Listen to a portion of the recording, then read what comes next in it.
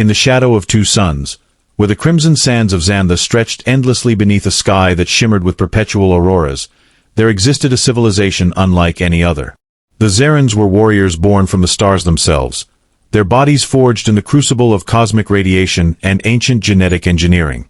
Their society was entirely matriarchal, ruled by warrior queens who had built their empire through centuries of conquest and absolute dominion over neighboring planets. The Xaren warrior women stood nearly 8 feet tall, their violet skin gleaming like polished amethyst under the twin suns. Their eyes, capable of seeing across multiple spectrums, glowed with an inner light that seemed to pierce through dimensions. Each woman possessed strength that could shatter steel beams as if they were twigs, and reflexes so fast that bullets appeared frozen in mid-air to their enhanced perception. They moved with a grace that belied their immense power, their every step resonating with the confidence of beings who believed themselves unassailable. Their technology, far beyond anything humanity had yet achieved, manifested in weapons that bent space-time itself and armor that regenerated faster than it could be damaged. Yet their greatest advantage lay not in their physical prowess or technological superiority, but in their collective belief in their own immortality. For generations, the Xarens had operated under the unshakable conviction that death was merely a temporary state for them, a brief interlude before their consciousness would transfer to new cloned bodies, memories intact. This belief wasn't mere superstition. Their scientists had perfected the art of consciousness transfer centuries ago. When a warrior fell in battle, her mind would automatically download into a waiting clone within minutes. This process had never failed, creating an entire culture that viewed death as nothing more than an inconvenience. They fought with unparalleled ferocity because they knew no true harm could befall them. Victory was inevitable, and retreat was a concept alien to their very nature. Their ships, massive constructs of living metal that pulsed with organic energy, patrolled the galaxy like predatory birds. Each vessel carried hundreds of warrior women, all prepared to deploy at a moment's notice. The Xarens' reputation preceded them wherever they went. Entire civilizations had surrendered without firing a shot upon sighting their distinctive triangular ships descending from orbit. No one had ever challenged their supremacy successfully, and few had even dared try. Yet despite their overwhelming military might and their mastery over life and death itself, there remained one corner of the galaxy that had always eluded their complete understanding: Earth. The small blue-green planet had resisted their attempts at colonization for reasons that baffled even their most brilliant minds. Something about human civilization, their chaotic unpredictability, their emotional volatility, had always made the Xarens hesitate before committing to full-scale invasion. And so, they watched and waited, studying this peculiar species while maintaining their distance. Among these warrior women stood Kalith, a commander whose legend spanned star systems. Her combat record was unmatched, her strategic brilliance revered throughout the Xaren Empire. Like all her sisters, she had died countless times in battle, each death merely a stepping stone to greater victories. The notion of permanent mortality was as foreign to her as breathing underwater would be to a human. She had led armies against impossible odds and emerged victorious every time, her consciousness seamlessly transferring to new bodies without fail. Her latest body, freshly awakened after a particularly devastating battle on the ice planet of Cryon 7, felt as strong and capable as any before it. As she stood on the observation deck of her flagship, watching the stars stream past at faster-than-light speeds, she couldn't help but feel a sense of invincibility that bordered on divine. The neural implant at the base of her skull hummed with the reassuring presence of her backup consciousness, ready to activate at a moment's notice should her current form meet destruction. Kalith's thoughts drifted to her first death, centuries ago now. She had been young then, barely out of her training pods, when a plasma blast had vaporized her body during a routine skirmish. The memory of that moment, the sudden cessation of sensation, followed by the warm embrace of the consciousness transfer, was still vivid in her mind. It had been terrifying at first, but soon she had come to accept it as natural as sleep. Each subsequent death had reinforced this acceptance until it became an immutable truth in her mind. She was eternal. The ship's artificial intelligence interrupted her reverie with a status report. "Commander, we are approaching the edge of the Sol system. Shall I prepare the landing party?" Kalith turned away from the viewport, her violet eyes gleaming with anticipation. "Affirmative. This time, we shall understand what makes these humans so resistant." Her voice carried the weight of centuries, each syllable dripping with the certainty of someone who had faced death countless times and emerged stronger. As she strode toward the command center, Her armored boots clicking against the metallic floor, Kaleth reflected on the reports from previous encounters with humans. They were fragile creatures, easily broken compared to Xaren physiology. Yet something about them, perhaps their irrational courage, their willingness to fight against insurmountable odds, had always given her pause. Still, such thoughts were quickly dismissed. After all, what could these ephemeral beings possibly teach someone who had mastered eternity? The decision to send Kaleth to Earth came from the highest levels of Xaren command. Intelligence reports had indicated unusual patterns of resistance in human settlements, particularly along the western coast of their North American continent. These humans weren't just fighting back. They were adapting, learning, and somehow countering Xaren tactics that had worked flawlessly against dozens of other species. The High Council wanted answers, and Kaleth was their best choice for extraction. The mission parameters were clear: infiltrate a human settlement, gather data on their resistance capabilities, and eliminate key leaders if necessary. The Xaren mothership descended through Earth's atmosphere under cloak, its massive bulk invisible to primitive radar systems. Kaleth stood at the helm of her drop pod, flanked by 4 elite warriors, each one a veteran of countless battles. Their descent was silent, cutting through clouds like ghosts slipping through curtains. They landed in what the humans called the Pacific Northwest, a region known for its dense forests and rugged terrain. The air here tasted different, rich with moisture and something else Kaleth couldn't quite identify. Perhaps it was the scent of freedom, though she wouldn't have recognized it as such. As they emerged from the pod, their advanced camouflage systems blending them perfectly with the environment, Kaleth felt an unfamiliar sensation prickling at the edges of her consciousness. It wasn't fear, she hadn't experienced that emotion in centuries, but rather, curiosity. Their target was a small community nestled in a valley, protected by natural barriers and primitive defensive structures. The humans here lived simply, their buildings crafted from wood and stone rather than the advanced alloys used in Xaren architecture. Kaleth observed them through her multi-spectrum vision, noting how they moved with purpose despite their obvious technological inferiority. Children played among the dwellings while adults worked in fields or tended to various tasks. There was no sign of military organization, yet the entire settlement exuded an aura of quiet defiance. "Remember," Kaleth transmitted to her team via neural link, "we are here to observe and learn. Minimal interference until we understand their capabilities." Her warriors acknowledged silently, spreading out to establish a perimeter around the settlement. As she watched the humans go about their daily lives, Kaleth found herself drawn to a particular group gathered around a central fire. They were sharing food, laughing, and engaging in animated conversation. Such displays of communal bonding were rare among Xarens, who preferred the efficiency of telepathic communication to verbal exchanges. Hours passed as Kaleth and her team gathered data.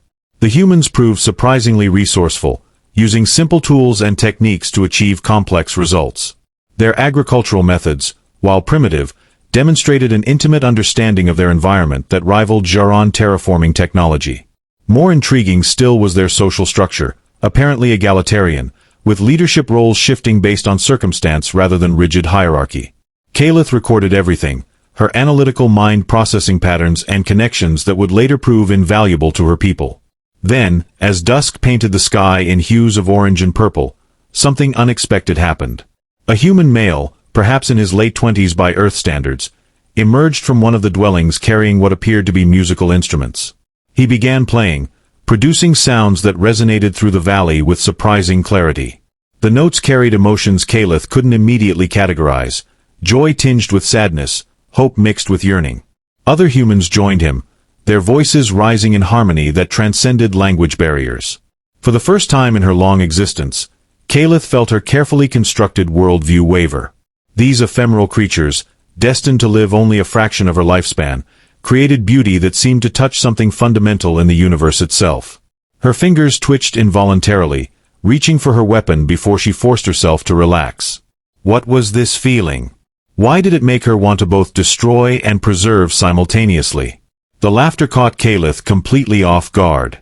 She had positioned herself near the edge of the human settlement, cloaked in her advanced invisibility field, observing the evening activities with clinical detachment. The human male who had been playing music earlier had wandered closer to her position, seemingly lost in thought. Suddenly, he stopped, tilted his head, and chuckled softly. At first, Caliph thought he might be reacting to something in his environment, but then his gaze seemed to lock directly onto her hidden form. "You know," he said, his voice carrying clearly through the night air, "if you're trying to hide, you might want to work on your breathing. Or maybe just stop standing like you've got a steel rod up your spine." His words were delivered with amused disbelief, accompanied by a grin that somehow managed to be both mocking and disarming. Before Caliph could react, he continued, "And really? Immortal warrior women? That's rich. You'd think after all these years, aliens would come up with better cover stories."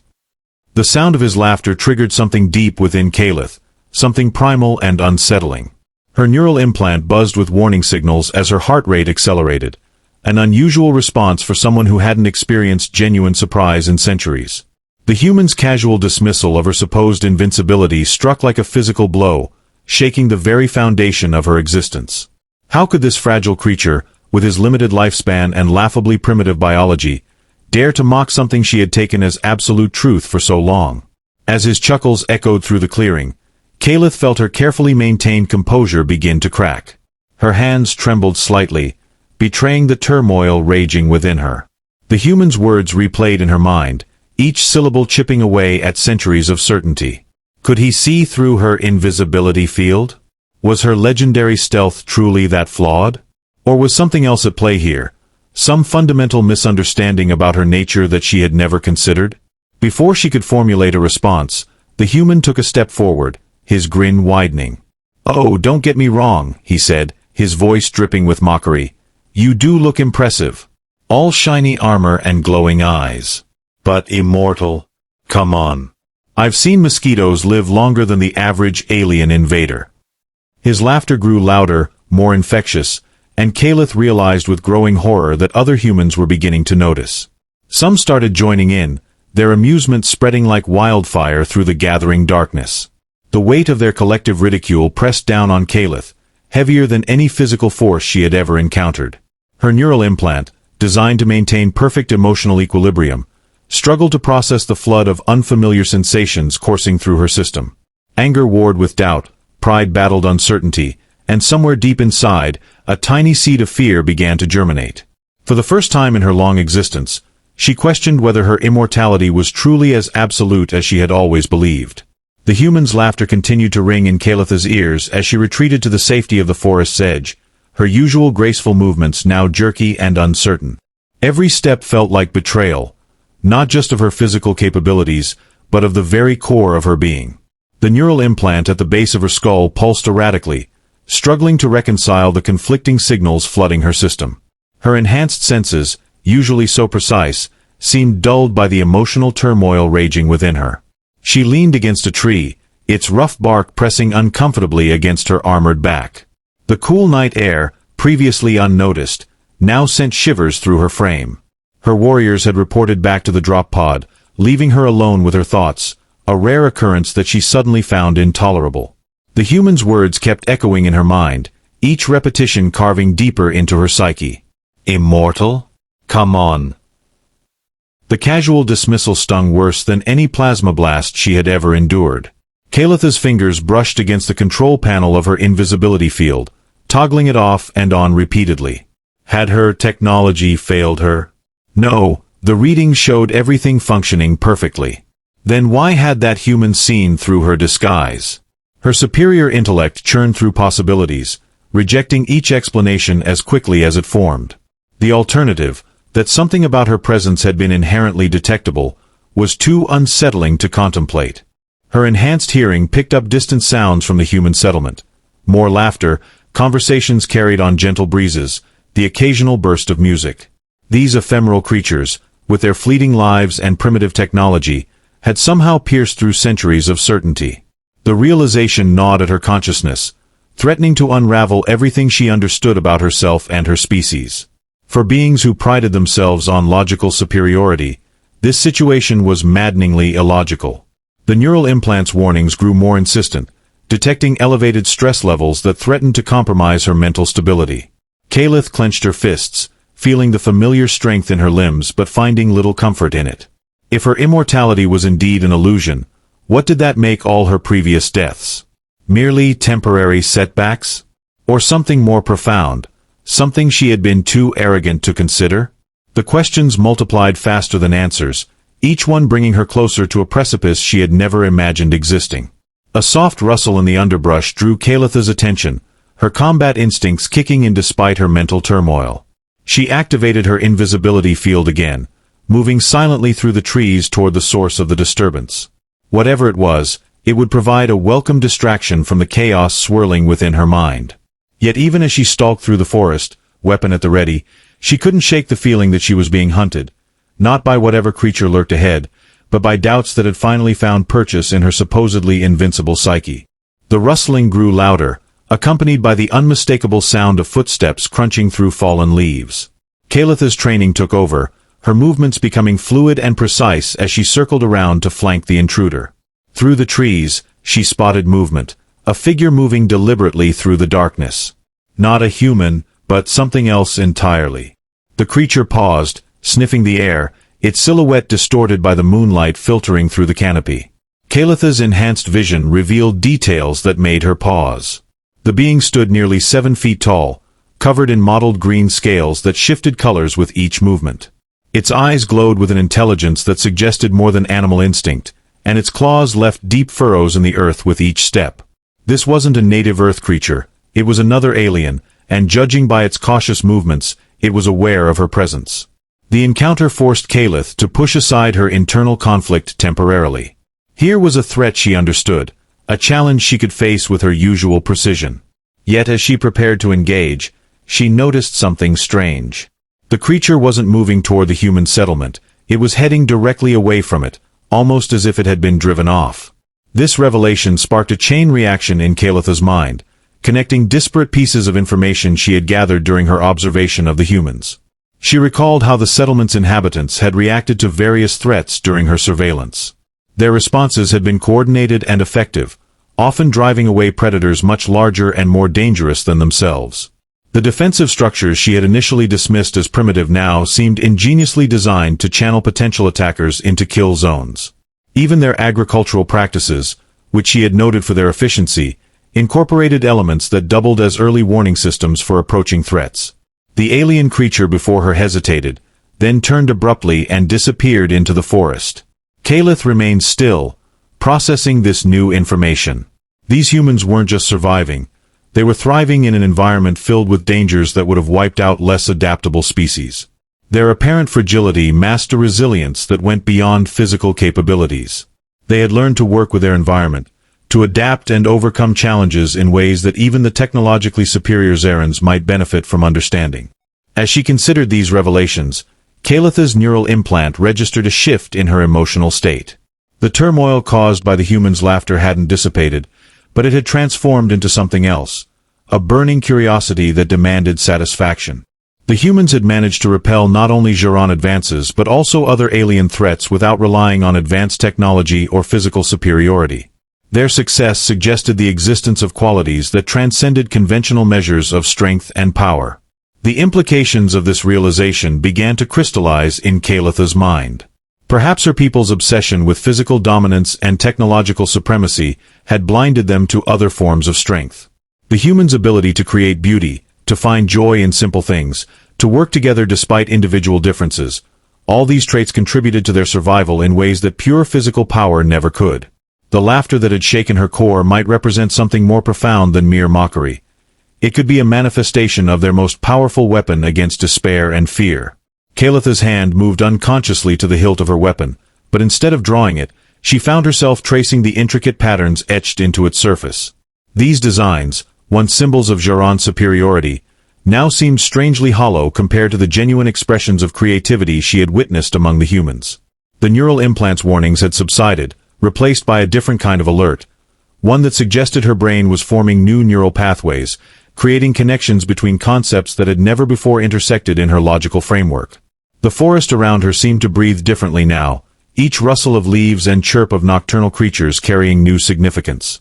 Kalith realized she was experiencing something unprecedented for a Xaren warrior. Doubt wasn't destroying her, it was evolving her. The certainties that had defined her existence were crumbling, but in their place, something potentially more valuable was emerging. She needed to understand these humans. Not just their military capabilities or resistance strategies, but the essence of what made them tick. As dawn approached, painting the sky with colors that reminded her of the auroras back home, Kaleth made a decision that would have been unthinkable hours before. She deactivated her invisibility field completely and stepped out into a clearing overlooking the human settlement. The lights were still on in some dwellings, and she could hear faint sounds of activity beginning to stir. Her enhanced hearing picked up snippets of conversation, children's laughter, and the clanging of cooking utensils, all sounds that now resonated with deeper meaning. Instead of returning to her drop pod or contacting her warriors, Kaleth settled down on a rock formation, making herself visible to any who might look in her direction. She didn't raise her weapon or assume a combat stance. Instead, she waited, her violet skin catching the first rays of sunlight as they crested the horizon. The human who had laughed at her might see her sitting there and mock her again. Others might raise alarms or prepare to defend their home. But for the first time in centuries, Kaleth was willing to risk exposure, not for conquest, but for understanding. The neural implant at the base of her skull pulsed gently, no longer warning of danger but rather registering something else entirely: growth. Her people had always believed that immortality meant remaining unchanged, invulnerable to time's passage. Now she wondered if true immortality might actually lie in the ability to change, to adapt, to evolve. Not just physically but mentally and emotionally. As the human settlement stirred to life below her vantage point, Kaleth found herself anticipating their reactions not with arrogance or superiority, but with genuine curiosity about what these ephemeral beings might teach her about survival, and perhaps about living. The morning mist rolled across the valley, weaving through trees and wrapping the human settlement in a silken embrace. Kaleth remained perched on her rocky outcrop, her imposing figure now clearly visible to anyone who cared to look. Yet instead of the expected panic or aggression, something remarkable began to unfold. Humans, spotting her presence, didn't immediately reach for weapons or flee in terror. Instead, they paused their morning routines, staring openly at the alien warrior woman who had chosen to reveal herself. A group of children broke away from their parents, their curiosity overcoming any fear. They approached cautiously at first, then with increasing boldness as they realized Kaleth made no move to attack. One particularly brave girl, no older than 6 by human standards, reached out a small hand to touch Kaleth's armored leg. The contact sent a jolt through Kaleth's system, not from any defensive mechanism, but from the sheer unexpectedness of the gesture. The child giggled, her eyes wide with wonder, and ran back to her waiting parents, chattering excitedly. Adult humans began gathering at the edge of their settlement, their body language displaying a fascinating mixture of caution and openness. Some carried tools that could double as weapons, but none raised them threateningly. Instead, they engaged in what appeared to be heated discussion, occasionally glancing toward Kaleth with expressions ranging from concern to curiosity.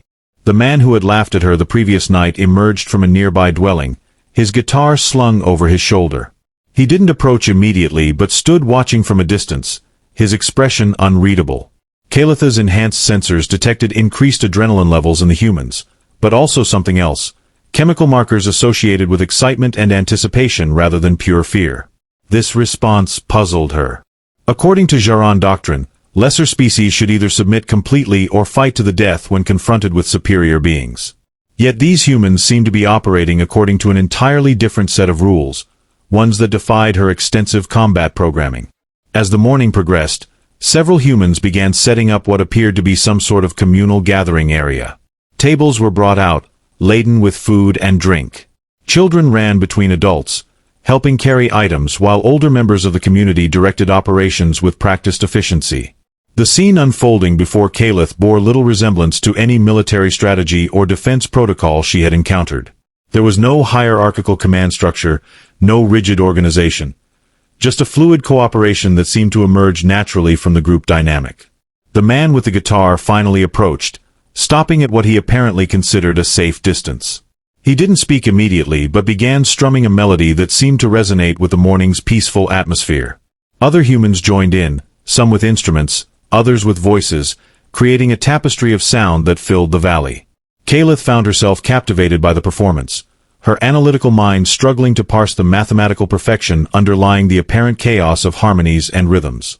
Several humans broke away from the musical gathering and approached her position, carrying offerings of food and drink.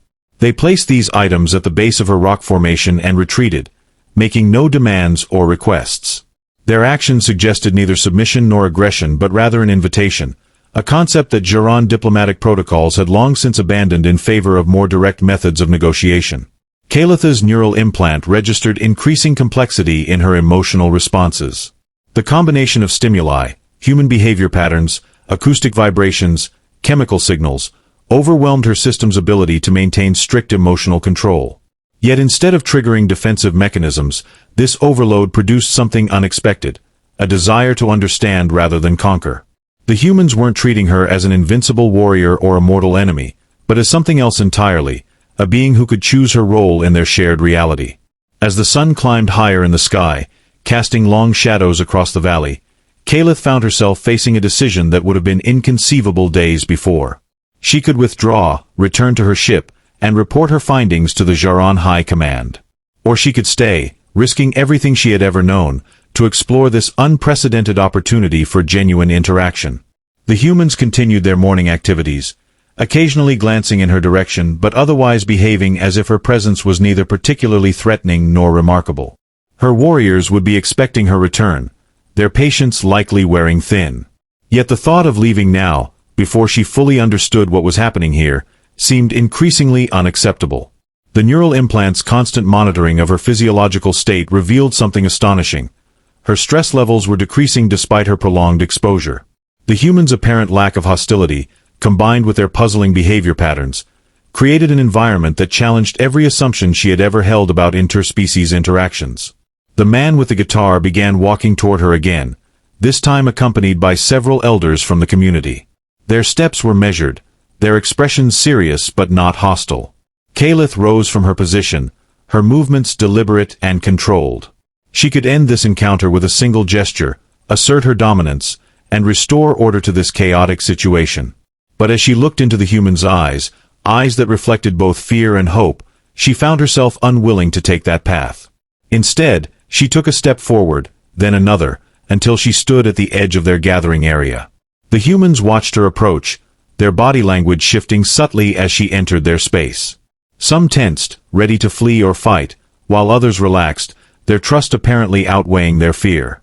Kalith extended one armored hand, palm up, a gesture she had observed in their interactions but whose meaning remained unclear to her. The man with the guitar stepped forward, his instrument hanging forgotten at his side. He placed something small and round in her outstretched hand, a piece of fruit, its skin smooth and cool against her sensitive fingertips. The act carried significance beyond its simplicity, though Kalith couldn't yet articulate why. As she studied the offering, her enhanced vision picking up minute details of texture and color, she became aware of a profound truth. The humans weren't just resisting Xaren domination, they were actively seeking connection, even with those they perceived as enemies. The implications of this realization cascaded through her consciousness, reshaping her understanding of conflict and resolution. The laughter that had once mocked her immortality now seemed like an invitation to transcend it, to embrace a form of existence that wasn't defined solely by physical endurance or technological superiority. The humans offered her not just food, but a chance to redefine what it meant to be truly alive. Kalitha's neural implant registered a final, crucial shift in her cognitive patterns. The doubts that had plagued her were no longer obstacles to overcome but essential components of growth. Her people had mistaken stagnation for immortality, believing that remaining unchanged was the ultimate achievement. These humans, with their brief lives and endless capacity for adaptation, demonstrated that true immortality lay in the ability to evolve, to learn, to become something greater than what one had been before. As she stood there, holding the offered fruit, surrounded by humans who refused to conform to her expectations, Kalith felt the first stirrings of what might be called hope. The kind of hope that doesn't rely on certainty or superiority, but on the possibility of transformation. The kind of hope that laughs in the face of established truths and dares to imagine something better.